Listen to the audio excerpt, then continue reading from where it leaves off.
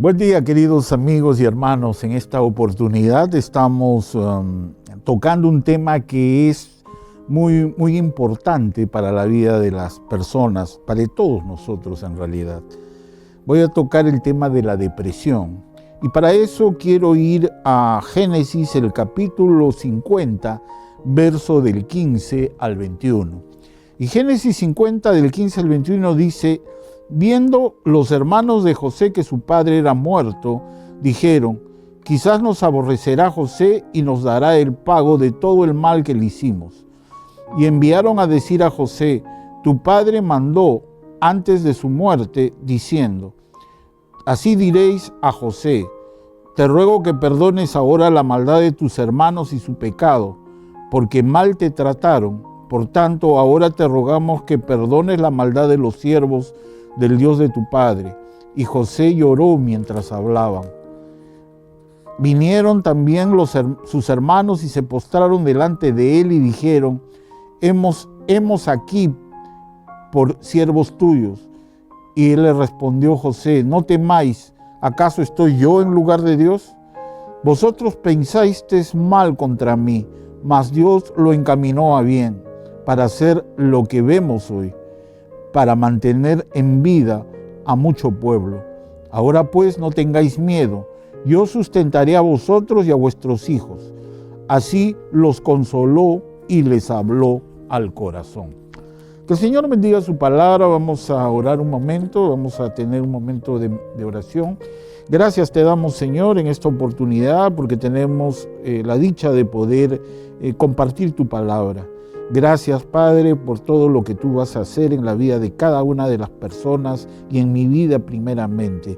Gracias en los méritos de Cristo Jesús. Amén.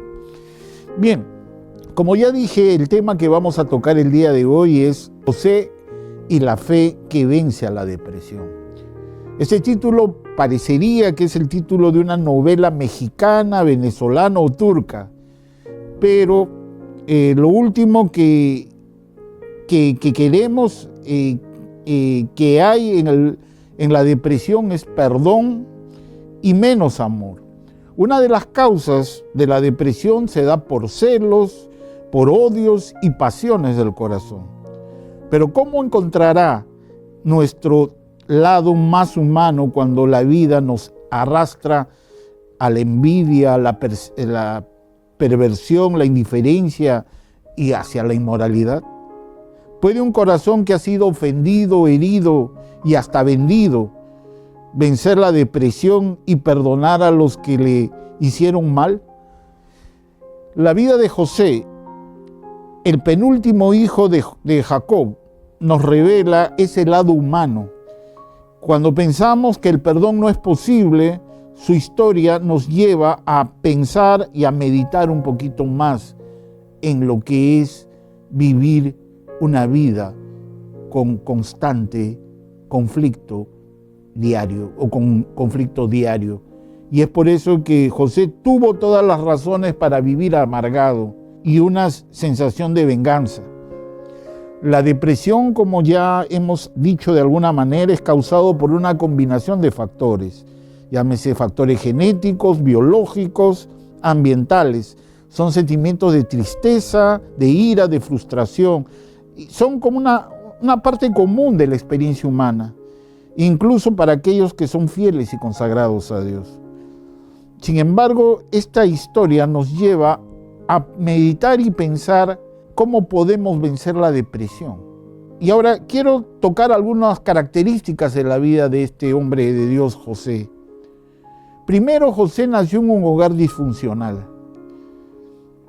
Él nació un hijo bueno ante el reto de un hogar disfuncional, y eso lo encuentra usted en Génesis, el capítulo 37, verso del 1 al 4. No voy a leerlo porque nos extenderíamos mucho. Lo que es cierto es que él nació en medio de los conflictos de una familia que tenía preferencias. El padre prefería a algunos y la madre a otros. Y es por eso que él nació en esa familia disfuncional, y es más, él pierde a su madre a muy temprana edad, cuando nace su último hermano, Benjamín. Al dar a luz Raquel a Benjamín, ella muere, y a pesar de todo eso, a pesar de tener la falta de una madre en ese momento, José es obediente, es esforzado y es amado por su padre, porque muestra las cualidades que quizás los demás no tenían. Y el padre lo honra, otorgándole los derechos de la primogenitura familiar. Ahora, ser el primero en la familia es prácticamente heredarlo todo.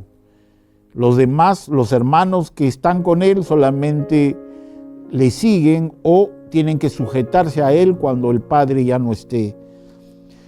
Y aunque no era el hijo primogénito, eso lo convirtió en el administrador de la casa bajo su padre y lo exime del trabajo duro que hacían los demás hermanos. Y eso trae como consecuencia un rechazo y un deterioro en las relaciones parentales. Así que José sea rechazado, de alguna manera sea odiado, y dice el texto que no podían hablarle pacíficamente. José había sido obediente a Dios y a su padre, pero eso le costará su hogar y su herencia. El ser bueno no lo eximió de las injusticias de la vida, adquiriendo un odio gratuito de parte de varios de sus hermanos. ¿Qué ocurre? Génesis 37, del 25 al 28, habla de que José es golpeado por sus hermanos cuando no está en la casa familiar y va a ser vendido a algunos mercaderes esclavistas. Y él va a terminar siendo un esclavo vendido por sus hermanos. Y este hombre, este joven, a pesar de todo lo que estaba sufriendo, él esperó y confió en Dios. Ahora, a José lo llevan a la casa de uno de los administradores o el administrador principal de Egipto. En este caso se le conoce con el nombre de Potifar. No voy a entrar en detalles con respecto a ese nombre porque hay mucha discusión teológica e histórica con respecto a ese personaje, pero no lo voy a tocar ahora, porque no es el tema. Lo cierto es que él empieza a desarrollar el trabajo como esclavo y de ser simple esclavo llega a ser prácticamente la mano derecha de Potifar. Pero esto, a pesar de que él está en situación bastante difícil, y esto lo cuenta Génesis 39, del 15 al 20, él se destaca y es reconocido como una persona fiel, una persona coherente, una persona obediente, una persona de principios y valores, a pesar de todas las cosas que le estaban sucediendo. Aquí vemos cómo José lucha. No, la Biblia no nos habla de que si tuvo depresión o no, si se de alguna manera menguó su ánimo, pero vemos aquí que José se destaca entre los esclavos al punto de ser el segundo en el mando después del administrador Potifar. Pero esto también le trae problemas, porque la esposa de Potifar termina acusándolo de ultraje o de violencia y hace que a José lo lleven a la cárcel. O sea, si habláramos de una película hindú o de una película mexicana, de esas de balas, José encajaría muy bien, o esas novelas venezolanas donde los protagonistas sufren constantemente. La vida de José es una novela, y aquí este joven es puesto en la cárcel, y esto lo dice Génesis 39, del 21 al 23, y al ser puesto en la cárcel, él termina asumiendo también el cargo de ayudante del carcelero. Fue puesto a prueba y fue recomendado como ayudante del carcelero. Aquí en esta condición, a pesar de todo esto, José tiene contacto con un copero, el copero del rey y el panadero de la corte. Y a uno y a otro les dice lo que les va a pasar. José era un hombre que veía en sueños. Tengamos en cuenta que en esta época la Biblia todavía no estaba escrita y Dios se manifestaba a través de los signos y señales. Por eso tenemos que entender que José había sido puesto como un visionario, alguien que ve las cosas que van a pasar. Y esto es lo que ocurre con José en la cárcel. Describe que el panadero iba a ser ajusticiado, iba a morir, y también señala que el copero iba a ser puesto en posición de privilegio nuevamente. Iba a volver a su puesto antiguo, a su cargo antiguo, de copero del rey. Ahora, una de las cosas, de las recomendaciones que le hace José a ambos es que no se olvide de decirle a las autoridades que están, que él está ahí y que él puede ayudar a salir en libertad, puede ser ayudado por tanto el copero como el panadero. Lo cierto es que ellos, cuando ya están fuera, se olvidan de la promesa que le hicieron a José y terminan simplemente como él dijo, ¿no? Uno ajusticiado, como fue el panadero, y otro llegando a ser copero del rey. Haciendo bien en la cárcel, sin embargo, la vida de José va a pasar a ser archivado durante 2 años. Y 2 años pasó él prisionero en la cárcel del faraón. Lo cierto es que soportó este gran sufrimiento a pesar de que había sido vendido por sus hermanos, a pesar de que había sido acusado falsamente, a pesar de que fue ignorado y archivado o metido en la cárcel más profunda. Y esto hace que él soporte este gran sufrimiento y no pierda la fe. ¿Qué es lo que hace que un hombre, que una persona no pierda la fe? Un escritor ha dicho que una de las cosas que hace que José destaque es su fe inquebrantable en Dios por encima de las situaciones difíciles. Esa capacidad de ser resiliente, esa capacidad de enfrentar las dificultades y los problemas y asumir esa responsabilidad de que Dios le ha dado. Ahora, la pregunta que se hace es, ¿tiene alguna utilidad ser bueno? Quizás muchos se preguntarán a estas alturas de la vida de José, aunque nosotros sabemos cómo termina la historia, tenemos la película completa, pero José no la tenía. ¿Tenía algo de bueno lo que estaba haciendo? ¿Podría haber algo de verdad en lo que mi padre me enseñó acerca del bien y acerca del mal? ¿Hay algún Dios que juzgue con justicia en la tierra? Y este autor dice lo siguiente: tú que has sido incomprendido, que has sembrado semillas de santidad y amor para cosechar nada más que desilusión, pérdida, sufrimiento y odio, ¿sabes algo de lo que José sintió en ese miserable calabozo? Y una cosa es experimentar la tragedia repentina, como la pérdida de un hijo, el descubrimiento de alguna enfermedad incurable para nosotros y ser encarcelado por crímenes que nunca cometiste. Pero otra cosa muy distinta es experimentar la implacable misericordia o miseria de esa pérdida durante meses o incluso años. José es un ejemplo de sufrir sin perder la fe. José es el ejemplo de un hombre que a pesar de los problemas y a pesar de las situaciones que pasó, ha podido deprimirse, como quizás nosotros podemos deprimirnos, cada uno de nosotros, seres humanos comunes y corrientes.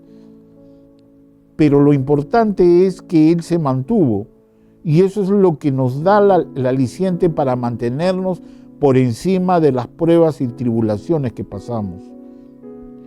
Finalmente, en Génesis capítulo 41, versos 37 al 44, José va a ser reconocido cuando profetiza sobre Egipto y el tiempo que va a haber abundancia y el tiempo que va a haber escasez. Y es por eso que José, cuando hace esto, hace que el pueblo egipcio o las tierras de Egipto tengan a José como el segundo después del faraón. Es interesante cómo Dios pone a las personas preeminente en su familia, con sus hermanos, segundo en la casa de Potifar, segundo como carcelero, como ayudante del carcelero, y ahora segundo como representante del faraón. Dios pone a las personas en el justo lugar donde Él cree que van a rendir. Por eso quizás José pasó todo eso, porque Dios sabía que él tenía esa capacidad espiritual y Dios nunca te va a probar más allá de lo que tú puedas soportar.